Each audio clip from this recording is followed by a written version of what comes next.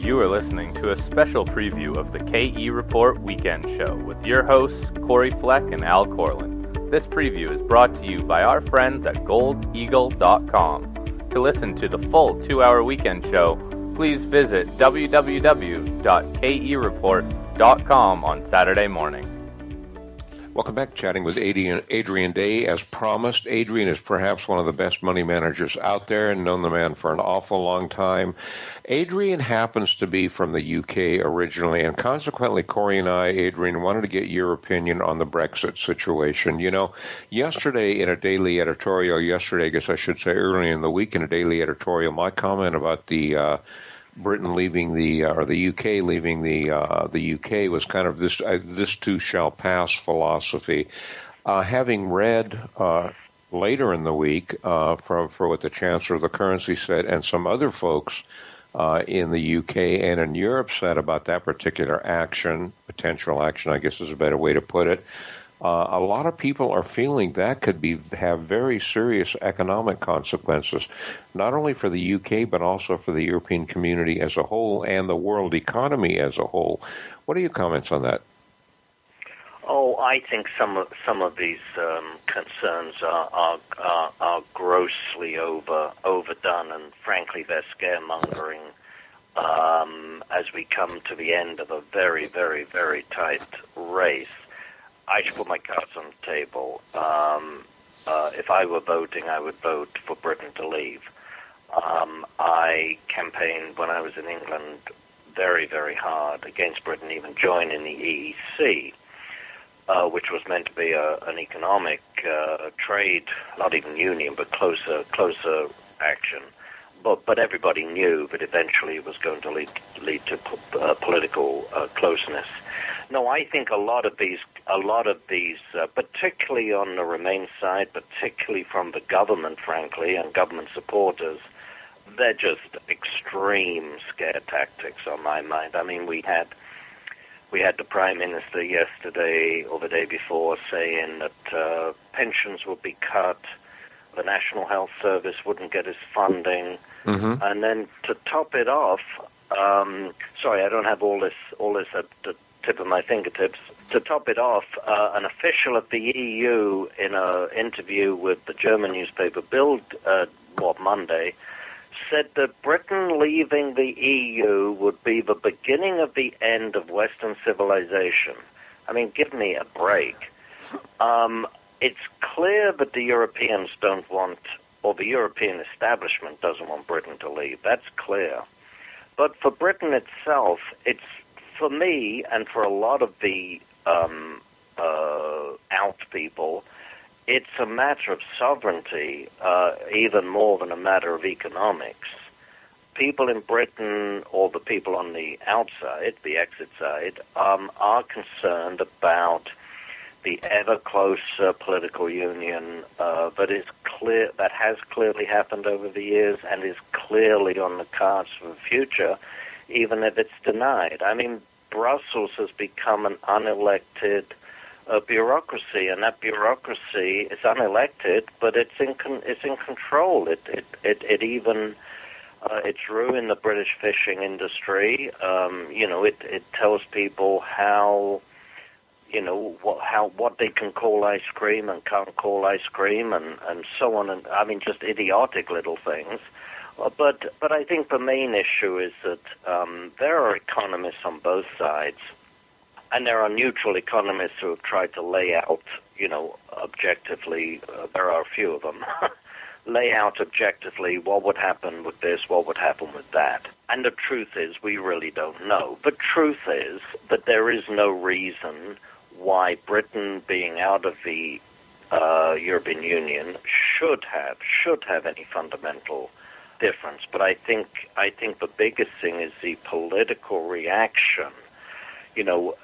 It's well known that Obama, when he, very inappropriately in my view, told the British how they should vote on this issue, but he said in a minute of candor, he said if Britain leaves, they'll go to the back of the line for any U.S. trade deals. Less well known in the States is that a lot of comments from Europeans have said, Britain shouldn't expect us to help them once they're gone. We're going to make it as difficult as we can for them if they go. So I think the biggest concern would be there will be stumbling blocks put up in terms of trade and so on. But I think, that's not going to last forever. And Britain, frankly, is one of the countries in the world with the most diversified trade patterns, both of imports and particularly of exports, of any country in the world. You look at America, or Canada is a worse example. Canada, where most of its exports go to, the majority go to U.S. But Britain is very, very diversified in its trade exports, and always has been. Because of its unique situation, not unique, but because of its situation as an island with a former empire and commonwealth, and so there's strong trading ties with the rest of the world for Britain. So, Adrian, I've been on record earlier this week and even earlier on the show saying that I don't think that Britain will suffer all that much, especially in the longer term, if they do decide to leave. But I think the risk more lies in the EU and even further down in the euro, farther down the road, if other countries jump on board, and jump on board as in try to move out of the euro or the EU as well. Do you feel a similar way about that there could be other countries? Absolutely. No, absolutely. But in a way, a British voter shouldn't make his vote based on whether, Czechoslovakia and Romania might want to leave the EU. Or Greece, for that matter. He should make the vote on what's best for Britain, not what's best for Europe. I should have. That's perhaps a even more important issue. No, I think if Britain does vote to leave, you will get movements to leave. Certainly to leave the euro. The majority of European voters in the majority of European countries want to leave the euro, according to opinion polls. They do not want to leave the EC, I should point out, but a majority want to leave the euro. And I think that will be the next move, the unraveling of the euro. But you will get movements in some countries, and there'll be a big boost from Britain leaving. There'll be a big boost for the movements in different countries, France, Denmark, and different countries who want to leave the EC, no question. So it'll be important for that, and I think in the immediate term, we'll probably see the British pound go down even more and the British stock market go down more, as there's a sort of knee-jerk reaction, just to sell British assets. But I think that would then be a very good time to invest in British assets. I mean, you look at something like GlaxoSmithKline. It doesn't really matter to Glaxo whether they're in the EU or not in the EU. But that's a stock that's trading. It's not trading at an all-time low by any means, but it's got a nearly 6% dividend yield. This is the British pharmacy company, as I'm sure you know. It's got a very strong balance sheet. It's got super strong margins, pre-tax margin 44%, with a dividend yield, as I say, of nearly 6%. And there's a lot of companies in Britain with yields between 5 and 6%. Good quality companies. I would avoid the construction and the real estate market, real estate companies, because I think they could be hurt if some foreign investors decide to sell. But some of the other British companies, they are cheap now, and they'll get even cheaper if Britain votes to exit.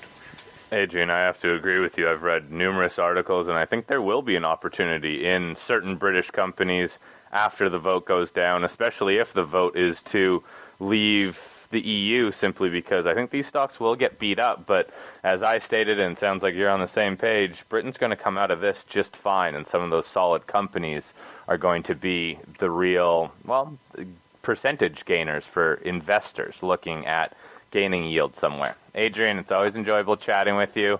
Adrian is the founder of Adrian Day Asset Management. We love having you on the show. Everybody stick around. We're going to be right back.